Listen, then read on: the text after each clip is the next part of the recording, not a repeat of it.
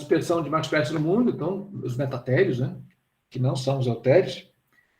Então, os marsupiais, os metatérios, eles se originaram na América do Norte. Hoje em dia, a gente tem fósseis da China também, mas ainda não tem um fóssil, um outro fóssil lá, mas ainda não. Tem uma multitude de fósseis do Cretáceo aqui, de marsupiais metatérios, né, aqui. Quer dizer que a origem deles, os mais antigos, estão na América do Norte mesmo. E dali se dispersaram tanto para a Eurásia quanto para a África, mas se extinguiram depois. E aí também para a América do Sul não se extinguiram, passaram pela Antártica. Tem fóssil de metatério aqui, de marsupial na Antártica, nessas pontas aqui, nas penínsulas. E a Austrália, né? A Austrália, acho que desde o Oligoceno tem fóssil lá. Então, os marsupiais, eles basicamente ficaram isolados aqui na Austrália desde esse tempo, e hoje em dia tem uma maior diversificação do que a América, talvez por causa disso, desse isolamento. Sendo que a América do Sul ficou isolada, né, como está aqui, durante mais de 40 milhões de anos no Cenozoico, e nos últimos 3 milhões de anos é que houve a conexão real, de fato, quando, por tectônica de placas aqui, houve o soerguimento do que nós chamamos hoje de América Central, né? Ou também, mais especificamente, do Istmo do Panamá, aqui, que conecta as duas Américas, através da Centro-América, que no caso chamamos também. Então, é uma história toda muito interessante, né? Então, vejo que a África, acho que, se não me engano, até teve um marsupial lá no passado, mas também extinguiu, não permaneceram. Então, realmente, o reduto dos marsupiais metatérios são os continentes do sul. Por mais que hoje em dia, recente mesmo, algumas espécies foram aqui para a América do Norte por dispersão reversa, né? Já nos tempos mais atuais. Bom, então dá para separar, em termos biogeográficos, a irradiação adaptativa e dispersão dos dois grandes grupos de mamíferos, né, assim, do passado para cá, já no Cenozoico, digamos, né, desde o Paleoceno,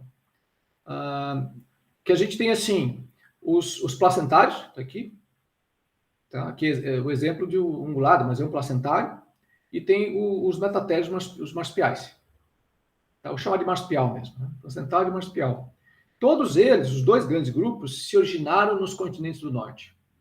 Aqui em preto mostra os placentários através com origem basicamente na Eurásia, né? Vamos supor. Eles se dispersaram para a América do Norte, né? Embora alguns grupos também originaram aqui no norte, porque tudo aqui é um grupo só, digamos, né? Mas assim, só para simplificar, o caminho foi esse para chegar até a América do Sul, quando houve a conexão das Américas, aqui no chamado Grande Intercâmbio Americano, ali no final do Plioceno, né? Há cerca de 3 milhões de anos atrás. Se não houvesse essa conexão aqui, que é por soerguimento de tectônica de placas e tal aqui, a América do Sul sempre seria isolada como é a Austrália hoje em dia. Mas aconteceu que conectou e os placentários chegaram aqui na América do Sul devido a essa conexão mais recente da América do Sul com a América do Central e do Norte. Tá. Se não houvesse essa conexão, a América do Sul não teria, por exemplo, nem carnívoro, nem cervídeo, não teria nada aqui. Teria muita coisa, mas não dessa diversificação que nós temos hoje em dia. Porque o que era autóctone aqui, que sempre foi daqui, se originou aqui? Xenartro, que é preguiça de tamanduá e tal. Xenartro evoluiu aqui. Os primatas platirrinos, que são os macacos platirrinos mesmo, que a gente conhece aqui, que são, por exemplo, macacos pregos, aqueles macacos amazônicos, todos eles são nativos aqui, autóctones. E eles teriam vindo daqui por jangada, né, assim, quando o braço de mar aqui atlântico era pequeno, vieram da África há muito tempo atrás. Outro grupo que existia aqui ainda, antes de ser colonizado mais recentemente, são os roedores caviomorfos também, né? O grupo da capivara, da cotia também evoluíram aqui. Então, são esses grupos. Agora, outros grupos de placentários vieram do norte mesmo com a conexão. Tá? Aí entra cervídeo, camelídeo, urcídeo, onça, os outros roedores, né? Os roedores miomórficos, que fazem a grande diversidade de rodente do mundo, né? São esses roedores pequenos miomórficos, que não são esses caviomórficos que eu acabei de falar.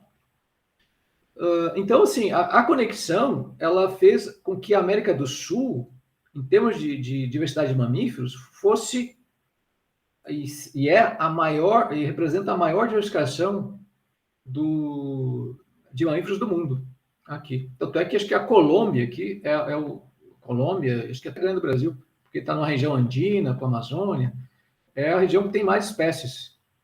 Colômbia, o Peru, altamente diversificado, Brasil também, claro. Então, mas, assim, na contabilidade geral, a América do Sul tem mais espécies do que o centro da África, por exemplo, ou toda a África, tem mais espécies do que o Sudeste Asiático atualmente. Embora o Sudeste Asiático tenha também muitas espécies lá por causa da Indonésia, aquelas ilhas todas. Então, e vejam agora em verde, o que acontece? Em verde, nós temos os marsupiais aqui, os metatérios, então, marsupiais que, vejam, eles se dispersaram para a Eurásia aqui, África, e se extinguiram, que é colocado aqui como a linha tracejada. E os marsupiais também, ali no final do Cretáceo, talvez, eles dispersaram para a América do Sul, como eu já falei, via Antártica, passaram para a Austrália, onde existe atualmente. Aqui se extinguiram. Até porque no Eoceno, lá no início do Cenozoico, a Antártica tinha um clima até meio quente.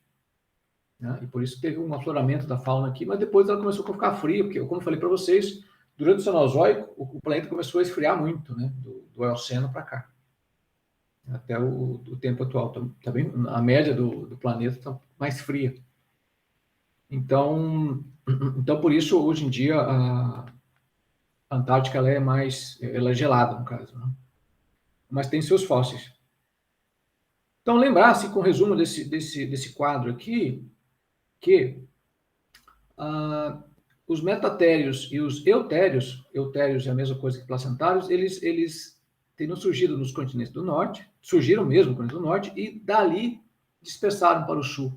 Vejam, a África é gondwânico, só que a África está muito perto. A África foi um continente que desgrudou aqui da América do Sul e Antártica e tal, e foi para o norte, ficou mais para o norte. Assim como a placa da Índia também, que era daqui, chocou-se com a placa da Ásia. E por isso a placa da Índia, que chamada é gondwânica, mas hoje em dia está lá no norte, grudada lá na Eurásia. Mas então a África acaba contendo, hoje em dia, mais espécies do norte pela proximidade, né, geográfica e temporal. Aqui. E os outros demais continentes gondwânicos, eles têm maior representatividade das faunas do sul, incluindo a Austrália, que tem os monotremados que são ainda ovíparos, né, sendo mamíferos. Ou seja, eu classifico a Austrália como um baluarte, né, como um refúgio para essas espécies que são bem diferentes e muito basais na evolução. A gente pode, aqui no que nós chamamos aqui da Nova Zelândia, por exemplo, tem muitas espécies basais também, até de passeriformes, de passarinhos, né, aqui na Nova Zelândia, por estar muito isolada. Né? As ilhas, quando ficam muito isoladas, elas servem de refúgio para a fauna que é mais... que tem características mais, digamos assim, primitivas. A própria Madagascar aqui também, elas contêm os lêmures que ocorrem só aqui. Se Madagascar fosse conectado com a África continental, eu acredito muito que os lêmures não existiriam mais, ou eles seriam bem menos diversificados e talvez bem relictuais. Mas hoje em dia eles não são relictuais, eles têm uma diversificação muito grande aqui em Madagascar.